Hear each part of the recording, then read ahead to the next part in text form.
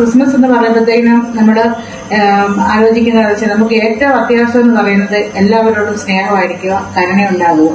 ആ ഒരു സന്ദേശം ലോകത്തിന് മുഴുവനും നമ്മൾ അറിയിക്കണം. അതുപോലെ തന്നെ നമ്മൾ ക്രിസ്മസ് നമ്മുടെ ഉണ്ണീശ നമ്മുടെ പുൽക്കൂട്ടിൽ വന്ന് ജനിക്കുന്ന പോലെ തന്നെ നമ്മുടെ ഹൃദയത്തിൽ ഉണ്ണീശ വന്ന് നമുക്ക് ജനിക്കണം. നമ്മുടെ ഹൃദയം പരിശുദ്ധമായിരിക്കണം. എങ്കിൽ മാത്രമേ നമ്മുടെ ഉണ്ണീശ നമ്മുടെ ഹൃദയത്തിൽ വന്ന് വസിക്കുകയുള്ളൂ.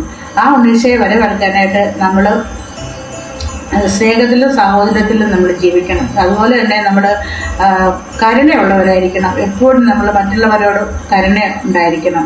യേശുക്രിസ്തു ഈ ലോകത്തിലേക്ക് വന്നത് പാപങ്ങൾ മോചിക്കാനും പാപികളെ വീണ്ടെടുക്കാനുമായിട്ട് വന്നിരിക്കുന്നു. ആ ഒരു സന്ദേശം ഉൾക്കൊണ്ടുകൊണ്ട് നമുക്ക് ഈ ക്രിസ്മസിൽ നമുക്ക് യേശുവിനെ നമുക്ക് വരവേൽക്കാനായിട്ട് നമുക്ക് എല്ലാവർക്കും സജ്ജമാകാം. അതിന് നമ്മളെ തന്നെ ഒരുക്കി ക്രിസ്തുവിൻ്റെ വരവിനായി നമുക്ക് കാത്തിരിക്കാം.